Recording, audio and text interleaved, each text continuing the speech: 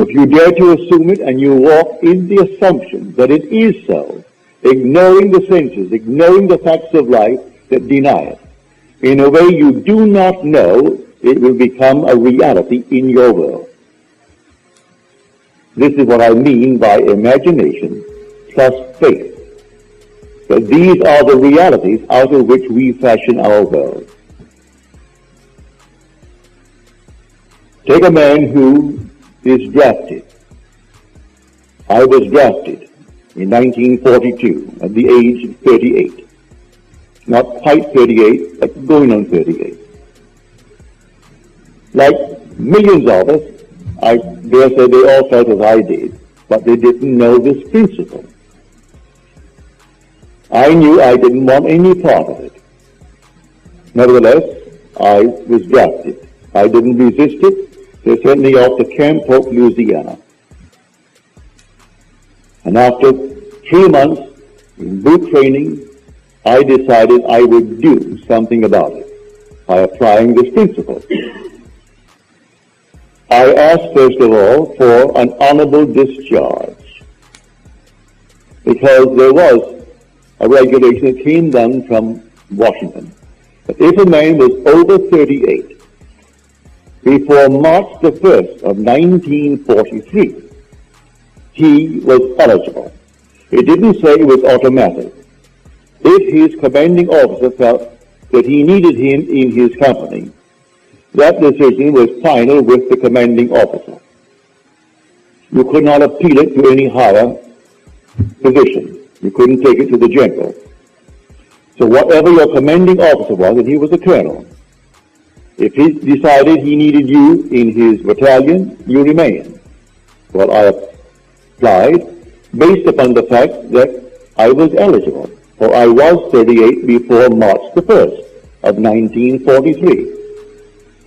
And it came back to me disapproved and signed by my commanding officer. All right? That seems final. But there is nothing final in this world if you know who God is. If you know that your own wonderful human imagination is God, you do not accept anything on the outside that is in conflict with your wonderful desire. So I desired to be honorably discharged out of the army and doing the work I'm doing now, for I did it before. I want to return to that work. So that night, here was the paper that I received that day, disapproved and signed Colonel Theodore Bilbo Jr. His father was Senator Bilbo of Mississippi. As I retired in my barracks with all these men around me, I assumed I was in my own apartment in New York City. I knew it well. I left a wife and a little girl only a few months old when I was drafted. My son volunteered, and he was with the Marines in Guadalcanal. And they picked me up, and I was drafted, and my little girl was born the end of June of that year, so she was only a few months. And I had a wife and a little girl, and so I imagine I am home. My wife is in that bed, I'm in this bed, and my little girl is over there in the crib. And then I simply assume I'm walking through the apartment. It was a nice 7-room apartment. I walked from room to room and touched the objects, and they all seemed so familiar. And I looked through the window and I saw Washington Square. And I looked to my right and I saw 6th Avenue.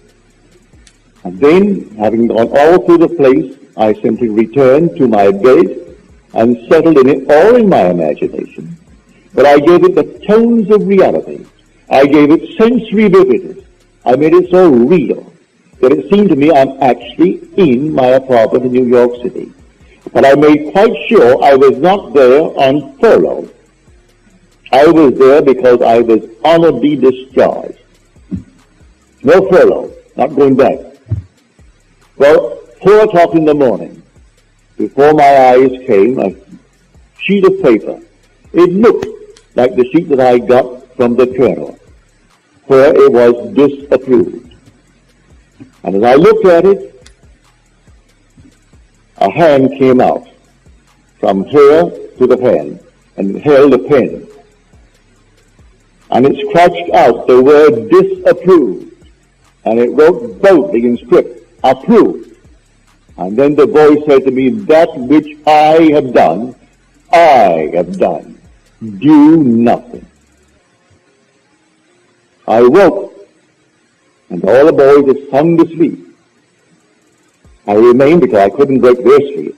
I remained until that very moment when I could go down and shave and clean before anyone else did, which I did. And this thing is permeating my entire brain, what happened to me that night. For 9 days, I did nothing. On the 9th day, the same colonel called me in. And after a long chat with me, he said, go back to your commanding officer, captain, and tell him to sign another application. And so I went back. I had done nothing in the interval. And he signed another application. I went back to the colonel. The colonel approved it. And that very day, I was on a train from Camp Hope, Louisiana, to New York City, honorably discharged. To this day, none of them knew or know what I did. I did it all in my imagination. I believed that what I did was fact. I believed that my imaginal act creates facts, and therefore I actually lived in my apartment, and I was not any longer a soldier. I was a civilian, but I was honorably discharged from the army, not dishonorably. And in 9 days, it was fulfilled. I can multiply that story by hundreds if one will actually do it, for we are the opulent power. Instead of doing strange things and getting wrong with the government and fighting for your objectives, you don't fight at all. The voice said to me, that which I have done, do nothing. Well, where was that voice? Within me. That very voice that I heard coming from without was whispering from within me. The voice that said to Moses, I am, that is who I am. And he heard us coming from without what is being whispered from within.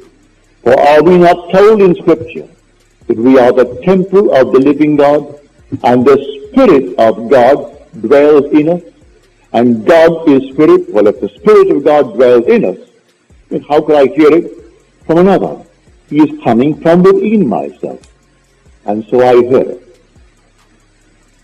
When I could not get any passage, I did the same thing when I seemingly was locked in an island for months to come because there was no train, no ships coming. I did the same thing. I remember what I did in the army to get out. I did it when I was in an island and could not get out. And then a long, long list waiting, and they called me and gave me passage for my wife and my little girl and myself. And yet there were thousands waiting all through the Indies to get out, and only 2 little ships servicing the entire group of islands. And I simply got out. It doesn't matter how. I did it normally. I didn't kill anyone. I didn't bribe anyone. I didn't pull any strings. I simply applied this principle. If I actually got passage, would I sail? Yes. But then I assumed that I'm on a ship. And looking back nostalgically at the little island, leaving behind me my friends and my relatives, and taking with me my wife and my daughter. And I look back and it seems so normal and so natural. I gave it tons of reality. I could feel the salt of the sea on the rail as I held the rail of the ship. I could smell the rawness of the ocean. And I could see the island. And then, within a matter of 24 hours after I did it, I got a call from the Altor Steamship Company to come on down and see them. I went down, and they said, we have a passage for you.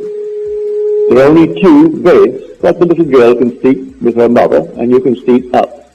And so there were 2 bunks. And it's a lovely ship, small, only carrying 60-odd passengers, but I sailed and came back on time as I was committed to to go to Milwaukee the 1st of May. And I got there in time. So I asked everyone to believe in God. But God is not something on the outside of you. God is your own wonderful human imagination. If you have any other God, you have a false God. Therefore, do not feed him anything but loving thoughts. Nothing but loving thoughts. Always exercise your imagination lovingly on behalf of everyone in this world. It doesn't cost you anything, and it doesn't hurt anyone. And you will find yourself becoming the man that you want to be, the lady that you want to be. And you'll move from stage to stage to stage without hurting anyone and fulfilling all of your dreams. Then you'll know how true the statement is. That all things are possible to him who believes. Because with God, all things are possible. And you'll find God. You'll find him in yourself as your own wonderful human imagination. That is God. As stated so clearly in Scripture. He is called in Scripture the potter. And the word potter means imagination. So I go down to the potter's house to see how he does it. And he was working at his instrument. And there he was at a field making something out of clay. But what he had, the vessel he had in his hand, was spoiled. And he reworked it into another vessel, as it seemed good to him to do. He didn't destroy it. He didn't discard it. He reworked it into another vessel. So you don't discard anyone. You rework him. See him as you would like to be seen by the world. See him in a more noble light. So you rework him in your own imagination and believe in what you've done. And he will conform to it. So you don't discard anyone as something that cannot be remedied, that cannot be made right in this world. You make him right in your own mind's eye. For the potter is your own wonderful human imagination.